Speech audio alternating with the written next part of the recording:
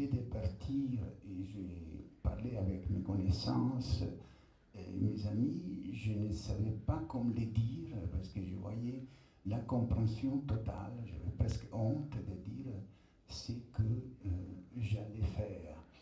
Et c'est ça qui m'a touché et je me demande, mais est-ce qu'au jour d'aujourd'hui, il n'y a pas une crise des vocations? Est-ce que même les prêtres, les pasteurs aujourd'hui, on en trouve encore beaucoup qui ont envie de partir dans des pays, nous avons vu surtout des pays qui font partie du monde occidental, Corée du Sud, Taïwan, Madagascar, et c'est un peu difficile, je pense, de trouver des personnes qui vont dans des pays où, après tout, je suppose qu'il y a un évêque, il y a un nonce. Est-ce que, donc, on trouve aujourd'hui des personnes qui ont le même esprit missionnaire de ce qui pourrait être en 1900, en 1800? Je ne sais pas si vous êtes au courant, si vous avez des informations à ce sujet. Tu veux répondre? Oui, je pense que ce n'est pas seulement pour les missionnaires, mais que la crise des vocations se trouve partout, aussi en Europe, aussi en France. Vocation dans le sens étroit du terme, hein, c'est un appel, mais qui se manifeste ensuite par justement un engagement. Et dans l'Église catholique, eh ben, c'est l'engagement de prêtrise. Et cette vocation, il y a 3 vœux qu'on doit faire quand on devient prêtre. Il y a le vœu de pauvreté. Qui a envie d'être pauvre? Il y a le vœu de chasteté, donc moralement, eh ben, voilà. Eh bien, qui a envie de rester célibataire à vie? Surtout quand on est jeune. Et puis, il y a le vœu d'obéissance. Et qui a envie d'obéir? Voilà, je pense que ça donne déjà quelques éléments. Sans parler que ces 3 vœux, c'est pour ressembler à Christ, dit l'Église. Hein, c'est pour ressembler à Christ qui, lui, eh bien, a ces 3 choses. Maintenant, la notion d'obéissance, moi ça m'a marqué aussi, c'est que l'obéissance à Dieu, pour Jésus, Dieu le Fils, ça se comprend. Mais l'obéissance à son supérieur hiérarchique, qui décide du pays au moment où on devient prêtre, c'est un moment qu'on a vu dans le film, et toi, tu vas aller dans tel pays. Oui, chef. Ça, c'est pas forcément évident de finalement obéir à ses conducteurs spirituels. Oui, juste, je reprends sur la vocation. Oui, alors je vais... Donc, il faudrait se poser quelques demandes vis-à-vis de l'obéissance, de la hiérarchie, du célibat et tout le reste. Oui, alors... On aimerait savoir aussi votre point de vue. Oui, donc le célibat n'est pas prescrit. L'apôtre Paul, on pense que lui-même avait fait les études de Gamaliel, et donc s'il avait subi les études de Gamaliel, ou il était veuf, ou il était divorcé, excusez-moi, mais c'est le terme. Et puis l'apôtre Pierre a mené sa femme pour apporter l'évangile. Donc après, l'apôtre Paul parle de ce vœu de célibat qui est un don. Je pense que des personnes peuvent avoir ce don, mais ce n'est pas tout le monde. Il y a la vocation, ensuite il y a le don, comme l'a dit mon ami, et ça devient compliqué. Mais je crois que des vocations, c'est quelque chose que Dieu permet à des hommes ou des femmes, parce qu'il ne faut pas oublier qu'il y a beaucoup de femmes missionnaires dans le monde, que Dieu va chercher ces personnes qu'il va modeler, préparer.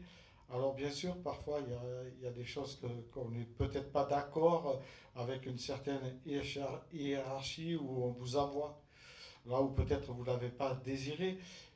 Mais bon, c'est l'être humain. Il est fait d'une complexité et aussi de choses qui sont parfois un peu déroutantes pour nous par rapport à ce que nous croyons. Mais sachez que en tant que pasteur, on sait que il y a des missionnaires. Aujourd'hui, il y a des vocations. Il nous en manque même en France. mais parce qu'il y a un développement de nos églises qui est de plus en plus grand.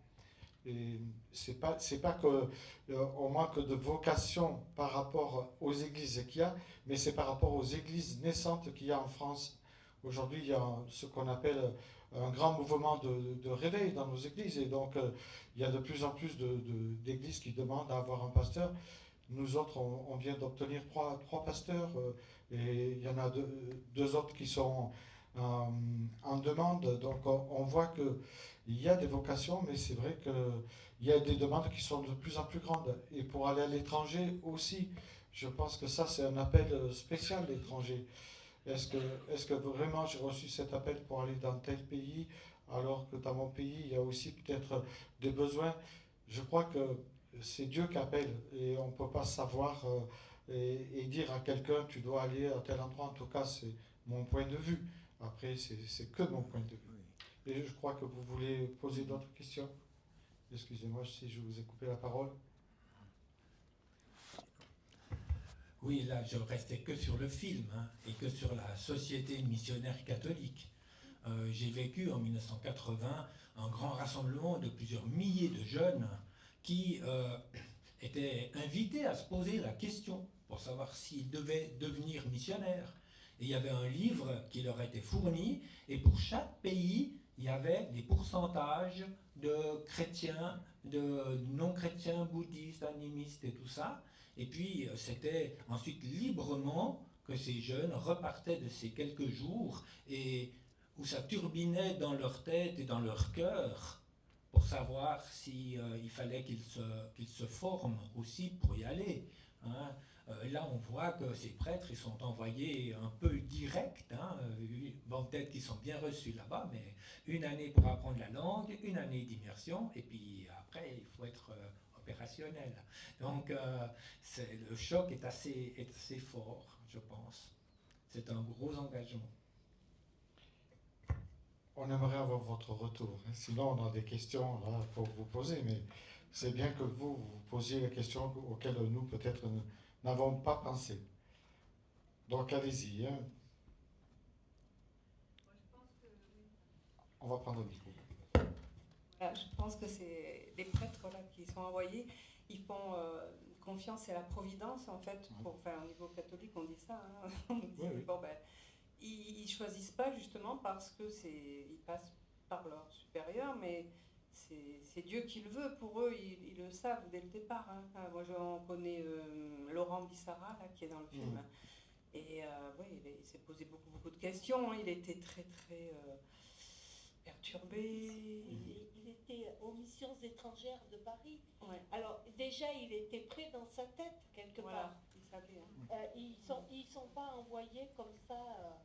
Ils font partie. Ah non, ils font une formation et tout, sont quand même. Mais après, ils savent pas.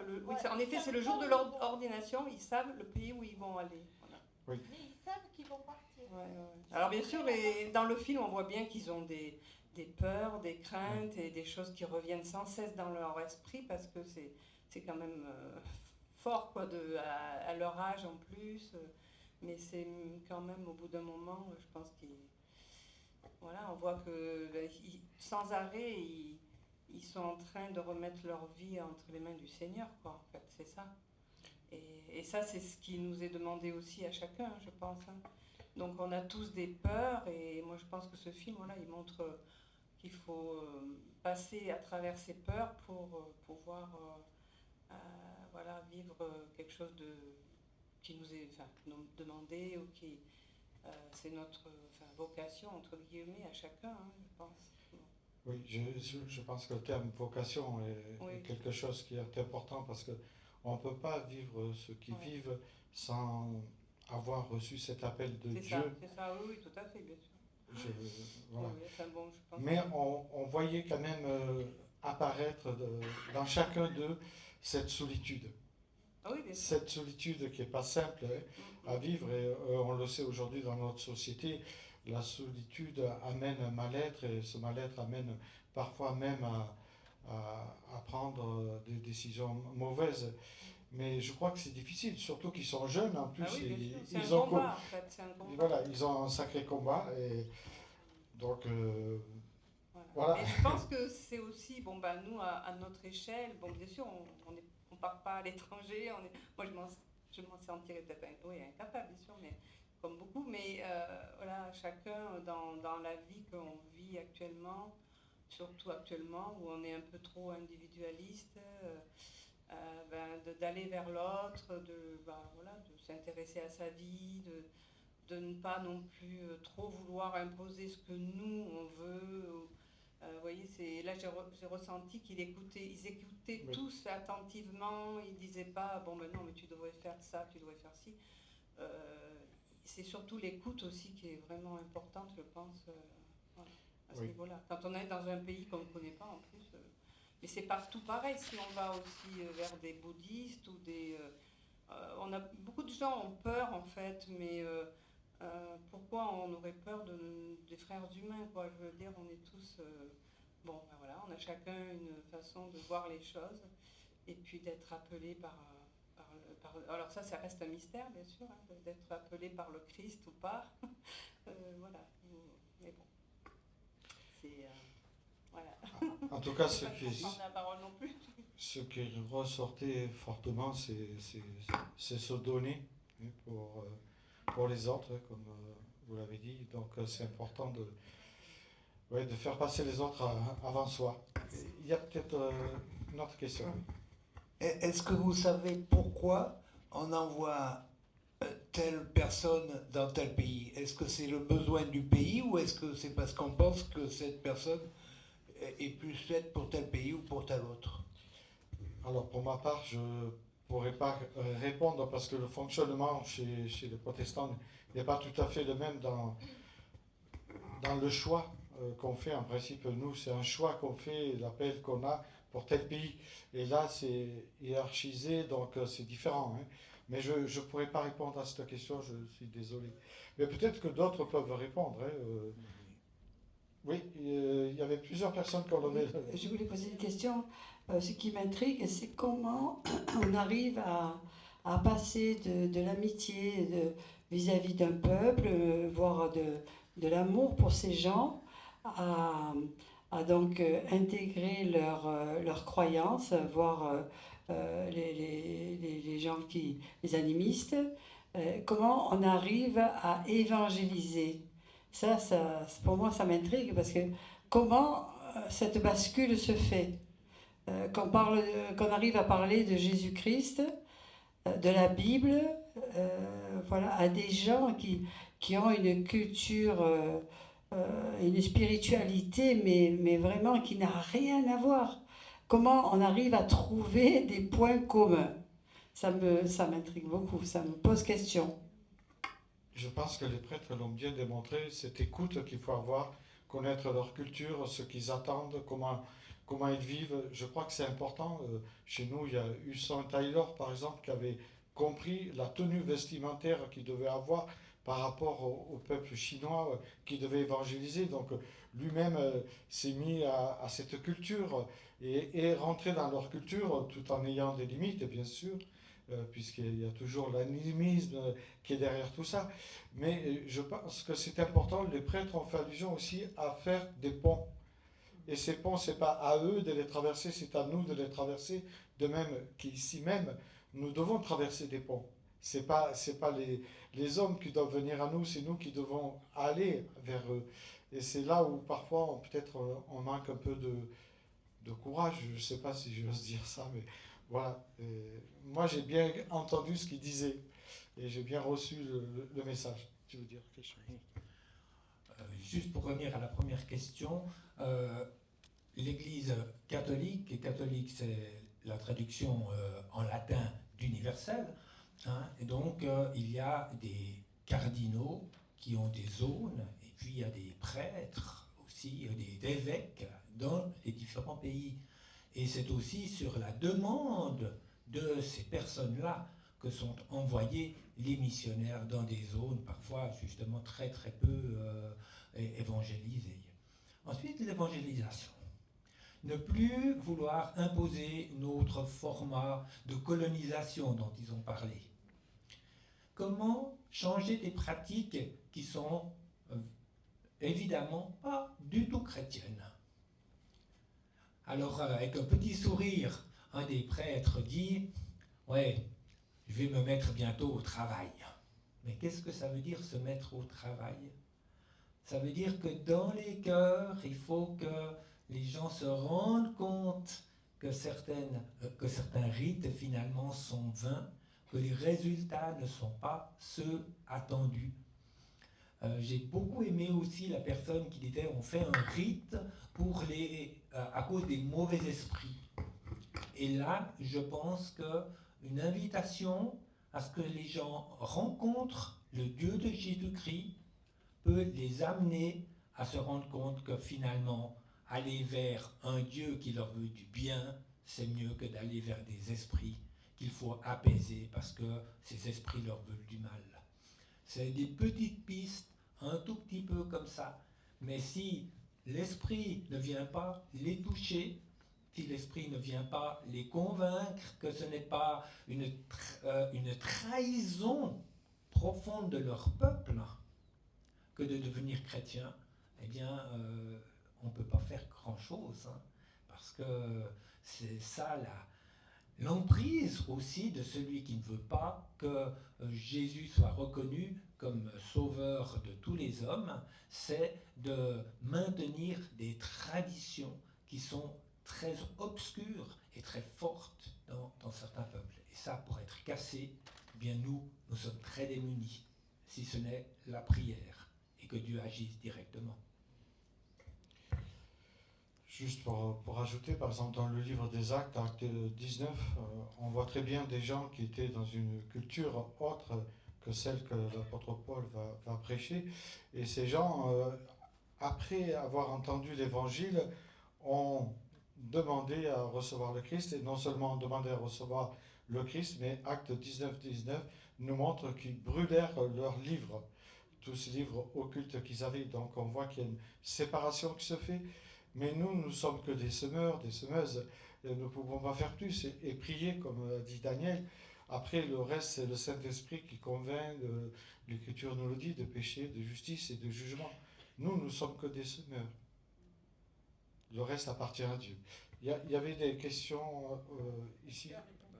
C'était à propos des évêques. Ah. Oui, je souhaiterais rebondir sur ce qui vient d'être dit par rapport au travail de l'esprit dans les personnes. Et justement, ça fait écho à ta première question quand tu disais qu'est-ce que vous avez aimé. Et j'ai trouvé très fort, je ne sais plus la date où c'était, c'est les chiffres et moi, ça fait deux. Il y avait ce chef de tribu qui avait reçu la conviction qu'il allait avoir quelqu'un qui allait venir avec un livre. Et du coup, ils ont été accueillis à bras ouverts. Et ça, je dirais, c'est la preuve que l'esprit travaille aussi en amont et peut travailler le terrain avant même que le missionnaire arrive. Et voilà, donc comment apporter l'évangile, c'est aussi faire confiance à Dieu, qu'il va créer des révélations, qu'il va créer des circonstances qui vont permettre au message de l'évangile de faire son chemin, je dirais. Je crois qu'il y avait une question là, après. Il y avait une autre question. Alors, je profite, petit moment livre. Si c'est encore édité, il y a 2 livres. Le premier, c'est L'Enfant de la paix. Le missionnaire se trouve dans une tribu où trahir ses proches, trahir ses amis pour le manger est vraiment vu comme le sommet du blues, comme vraiment quelque chose de super génial.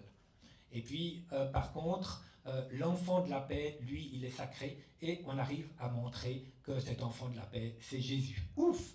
Une petite entrée dans des rites qui n'étaient vraiment pas terribles. La deuxième, c'est L'éternité dans leur cœur, qui est un livre de témoignages montrant que dans beaucoup de régions très reculées, Dieu a laissé des éléments qui permettent aux gens, même dans leur culture, eh bien, de pouvoir comprendre le salut en Jésus-Christ. allez-y si vous avez des questions. Sinon, j'en ai une là qui est jolie. Hein. Vous allez moins sourire peut-être. C'était une question par rapport à justement l'auteur Damien Boyer qui avait envoyé ces documents. Et dans ces questions, il y avait « Que suis-je prêt à risquer par amour pour le Christ ?» Voilà, c'est moins enregistrant, mais c'est une question qu'il avait laissée. Et c'est vrai, que sommes-nous prêts à faire par amour pour le Christ, pour notre prochain? Et on sait que notre prochain, c'est celui que Dieu va placer sur notre route. Donc c'est des questions que ces prêtres se sont posées, mais qui nous sont posées à nous. C'est toujours intéressant de voir qu'il y a des gens qui partent en mission, mais peut-être que parmi vous, il y a des gens qui seront appelés demain à partir en mission. Vous savez, dans la Bible, on voit des enfants qui sont appelés, des ados qui sont appelés, des adultes qui sont appelés, et puis on voit Moïse, hein, donc 80 ans, donc voilà, vous n'êtes pas exclus, hein, s'il y a des gens qui sont dans cette tranche d'âge. Donc Dieu peut nous appeler à tout moment pour aller en mission, semer sa parole. Alors ça peut être bien sûr dans un pays étranger, mais ça peut être aussi dans notre ville, dans notre village, auprès de nos voisins, auprès de nos familles. Donc c'est important. Dieu nous a confié un message extraordinaire, un message qui est plein d'espérance, qui nous apporte, qui nous donne la certitude du salut, de la vie éternelle. Donc il n'y a pas plus beau que cela. Et c'est là où on trouve le sens de notre vie. Et notre nouvelle identité est en Christ. Il ne faut pas l'oublier, la parole le dit. Quand on reçoit le Christ, il nous donne une nouvelle identité qui va formater jour après jour pour nous amener justement à la stature parfaite du Christ quand on ne sera plus là, bien sûr. Donc, allez-y, posez les questions. Ah, je vous ai assommé là.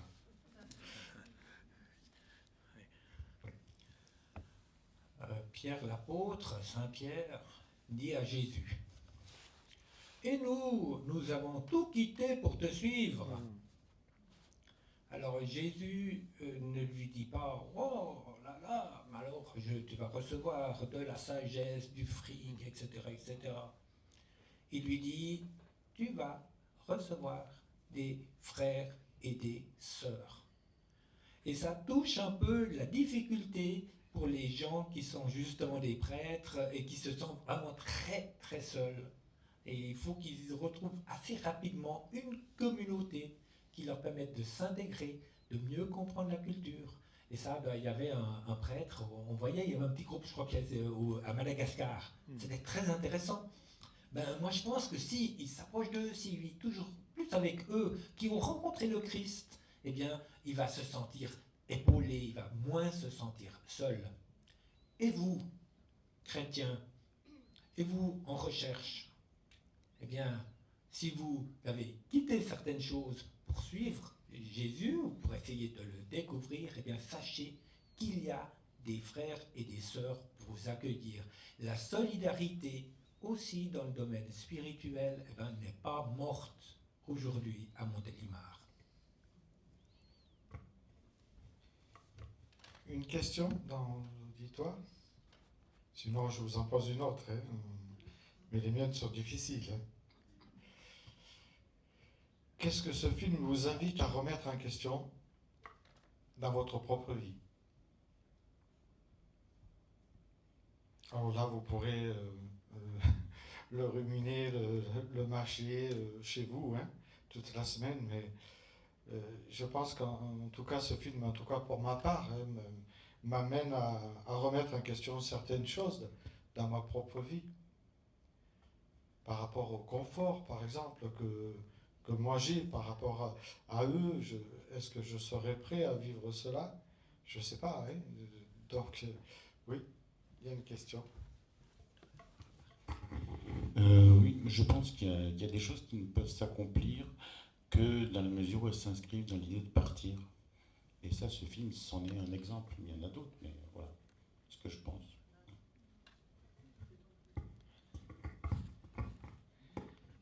D'autres personnes veulent s'exprimer? Juste un petit complément de question, de partir dans le sens de quitter ses points de repère, de quitter son bien-être, voire même Sa zone de ses confort. amis, sa zone de confort, oui. Ouais.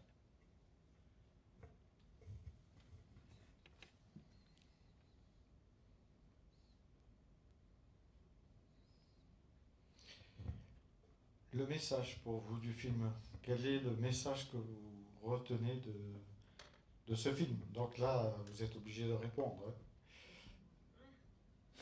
Alors, on va prendre un micro, comme ça on peut enregistrer les réponses. Le message que vous recevez pour vous personnellement de ce film. On est là pour partager. Hein.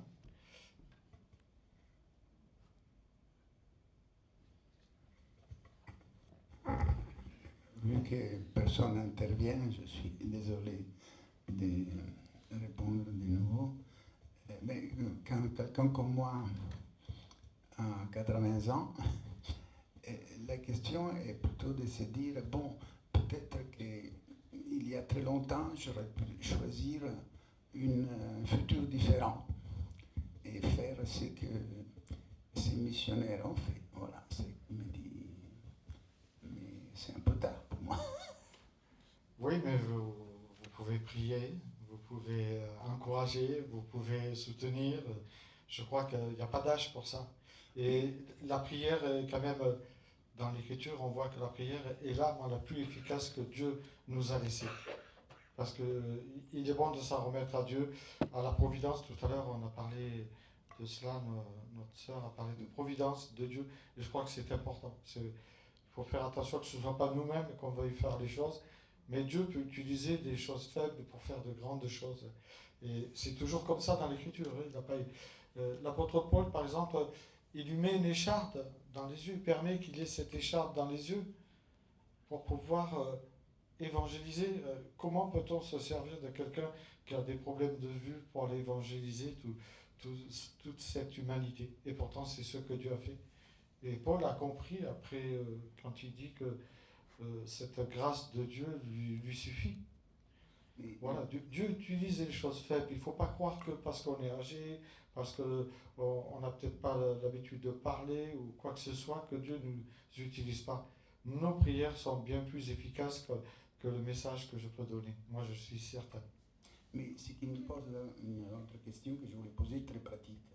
Est-ce que ce film peut être utilisé, peut être utile pour être diffusé et peut-être aider quelqu'un de jeune à avoir une vocation? Est-ce que vous savez si c'est ce qui se passe avec ce film qui me semble très très bien fait et très intéressant? Alors, pas à ma connaissance, mais je pense que aussi bien dans les grands rassemblements catholiques que protestants, eh bien, il y a certains exemples, il y a certains témoignages qui sont montrés de personnes qui sont déjà engagées sur le terrain. Hein, par exemple, il y a pas mal de missions des ONG chrétiennes, dont d'ailleurs il y a un représentant aussi ici, en tout cas qui utilise ces concerts pour soutenir aussi cette action. Et là, il y a des notions de soutien qui peuvent être faites à distance. Je m'occupais d'un groupe de jeunes, ça fait déjà pas mal de dizaines d'années, et puis les jeunes ne savaient pas prier. Ils n'avaient jamais appris à prier. Alors on leur a donné des petites cases de prière, des petits carrés, et puis il y avait « Je te prie pour Madame Olafchenko », et puis ça écorchait un nom russe assez compliqué, et puis parce que son mari est emprisonné. Et puis la fois suivante, dans le tournus, eh ben, ils ont rajouté « Je te prie aussi pour lui qui ne se sente pas seul, mais qui puisse avoir une visite d'un chrétien », ou etc., etc. Et petit à petit, leur prière s'est enrichie. Ça a été déjà, la prière n'est pas seulement bénéfique pour l'autre, mais bénéfique pour soi, de se rendre compte des privilèges que nous avons. Et puis, il y a des gens qui se sont déplacés, qui sont allés au-delà du rideau de fer, comme on l'appelait. et qui ont rencontré ces familles. Et ces familles, quand elles ont entendu qu'il y avait eu des jeunes, des moins jeunes, il y avait des dizaines et des centaines de chrétiens d'Europe de l'Ouest qui priaient pour eux, ils disaient « c'est la meilleure chose que vous pouvez faire pour nous, c'est le meilleur soutien ». Oui, pour essayer de répondre à la vocation, je pense que oui, ce film peut être utilisé, il me semble, en tout cas pour ma part. Mais on a des rassemblements régulièrement où on invite les jeunes. Par exemple, il y a Évangile 21 qui vient d'être terminé, où il y avait 8000 jeunes qui étaient là présents à l'Institut biblique de Genève, où justement, là, au travers de ces sessions qui durent 5 jours ou 4, je ne me rappelle plus, en tout cas là, on leur propose aussi de rentrer dans une certaine vocation s'ils sentent que Dieu les appelle. Donc je pense qu'encore aujourd'hui, il y a beaucoup d'hommes et de femmes qui sont appelés dans certaines rencontres ou conférences. Et ce film, à mon sens, oui, peut être utilisé. Ça peut donner le désir de se dépasser, de sortir de cette zone de confort qu'on appelle. Nous avons une nouvelle question. Oui. Un de mes fils m'a posé une question. Oui. On ne peut servir de maître à la fois. Et je crois que je l'ai fait. Oui. Oui, c'est sûr que Dieu nous dit qu'on ne peut pas servir de maître. Il a dit, évidemment, Dieu nous invite à cette radicalité pour le suivre.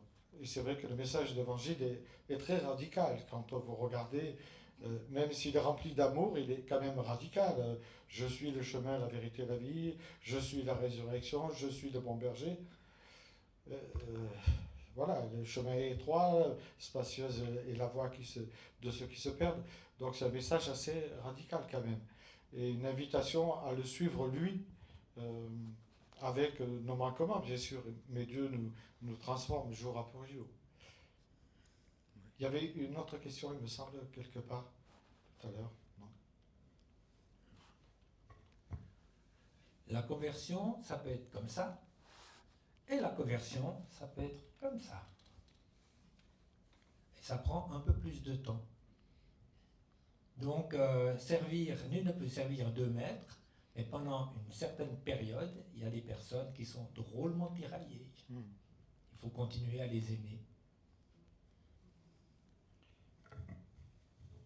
Il y a un temps pour tout. Et je rebondis sur ce que Daniel dit, parce que dans l'Écriture, c'est intéressant, souvent on fait référence à l'apôtre Paul, cette conversion qui est instantanée, on pourrait dire, et un changement radical. Mais si vous regardez Nicodème, c'est 3 ans. Cette conversion prend 3 ans. Il y a un cheminement de 3 ans. Où, au début, il va voir Jésus de nuit. Ensuite, il commence à prendre position envers le Sanhédrin qui dit est-il permis de juger un homme, est-il permis de condamner un homme sans le juger? Et puis, à la fin de l'évangile de Jean, on voit qu'il va s'associer pour aller chercher le corps de Jésus. Donc, la conversion peut être différente d'une personne à l'autre. Il faut savoir, comme dit Daniel, accompagner au rythme de chacun. Parce que Dieu a un temps pour tous et il n'est pas le même. Je crois qu'il faut être prudent là aussi. Pas vouloir qu'il y ait des conversions qui soient radicales. J'ai une petite question. Qu'est-ce qui vous semble le plus difficile dans votre vie pour suivre le Christ? On partage. Je vois qu'à ma droite, là, il y en a qui s'endorment. On pourrait poser des questions là. Ici à droite, là. Qu'est-ce qui vous paraît le plus difficile dans votre vie pour suivre le Christ?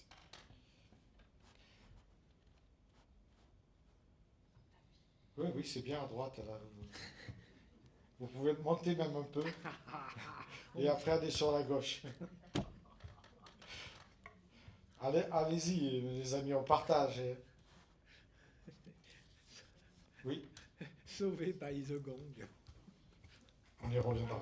Je vais faire presque les mêmes réponses que tout à l'heure. C'est partir, là il faut se quitter soi-même. Et quand on se tourne vers Dieu, c'est là qu'on se découvre, qu'on se retrouve. Et bon, ça peut effectivement prendre toute une vie. Hein. Oui. D'autres personnes désirent...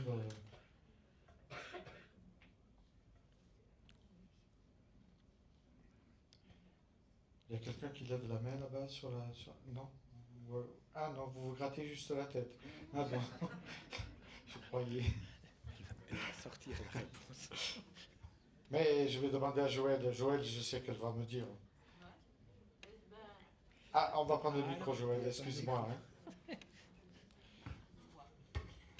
Qu'est-ce qui a été le plus difficile pour toi? Oui, alors le plus difficile pour suivre le Christ, c'est soi-même. Parce que on est foncièrement égocentrique et finalement,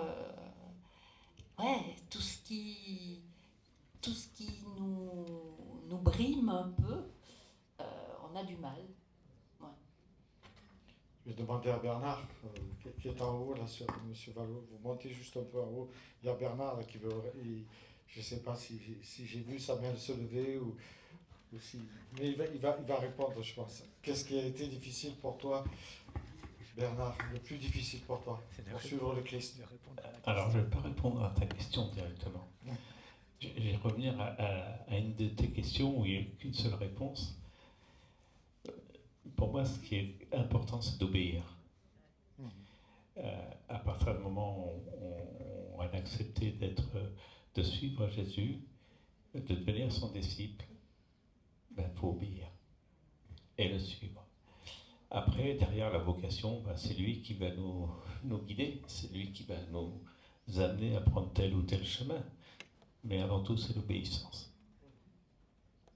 Merci.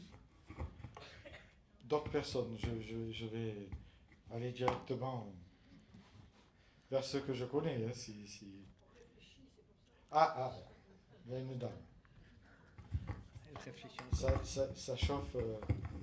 Non, moi, j'ai une question à poser oui, allez-y, à la réponse. C'est obéir à qui, à quoi? Parce que obéir, ça veut tout dire et ça veut rien dire. Parce qu'on peut obéir. Moi, je suis protestante, donc c'est vrai que j'aime pas beaucoup obéir. Mais on peut obéir à son supérieur hiérarchique dans l'Église catholique. Est-ce que c'est obéir, suivre le Christ? C'est-à-dire, pour moi, suivre le Christ, c'est une phrase qui n'a pas de sens.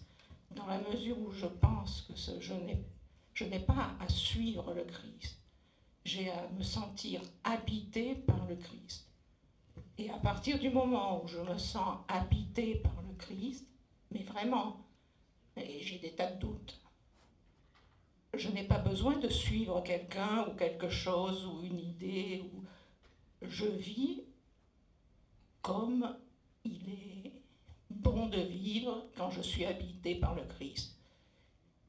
Et je ne pense pas qu'il faille associer le fait d'être habité par le Christ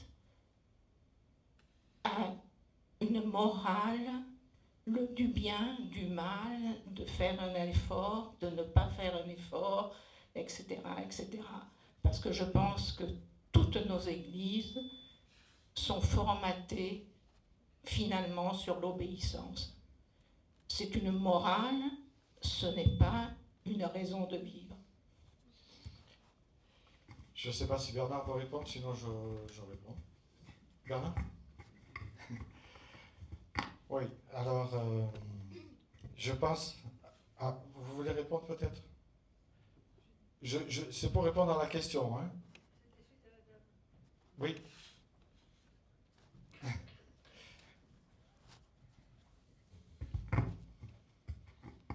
Oui, c'était pour...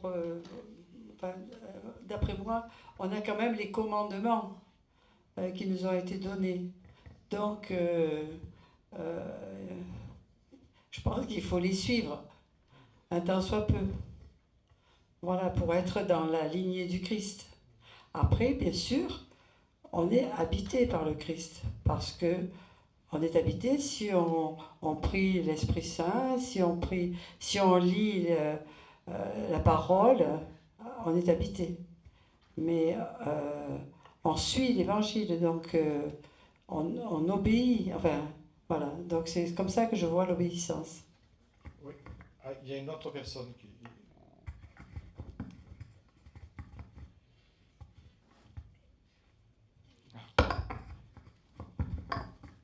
Bonsoir. Pour répondre à votre question, qu'est-ce qui est aujourd'hui le plus dur pour suivre Christ? Moi, je vais parler d'amour. Et pour moi, ce qui est le plus dur, c'est d'arriver à regarder tout un chacun à travers le regard de Jésus. C'est-à-dire, ça a quand même la bannière, c'est l'amour. Et pour moi, c'est ça en premier. Voilà. Et quand on arrive à vraiment être rempli de l'amour de Christ, mais c'est pas facile. Voilà. Chaque jour, je pense que c'est un combat qu'on mène. Voilà. Mais l'amour d'abord, l'amour de Christ pour ses enfants. Quand on parle de suivre le Christ, je pense qu'il est question de cette rencontre qu'on a fait avec le Christ. Vous savez, dans Jean 14, 6, il dit je suis le chemin, la vérité et la vie. Et en fait, quand on voit l'étymologie des mots, c'est je suis celui qui vient à votre rencontre. Quand on a rencontré le Christ, il y a une histoire d'amour. Et quand il y a une histoire d'amour, on a envie de plaire. Et quand on veut plaire, eh bien, on rentre dans les projets de la personne qu'on veut plaire. Ça coûte de soi. Et c'est pour ça que Galates 5, 22 nous parle de ce fruit de l'esprit, donc qui est habité par l'amour. Et c'est que l'amour qui peut nous amener à suivre le Christ et à entrer dans ses projets, dans cette obéissance, parce que je pense qu'il y a une obéissance quand même dans l'Écriture, même si on n'aime pas obéir. Mais Dieu, il nous est dit aussi qu'il nous donne le vouloir et le faire. À nous de lui demander.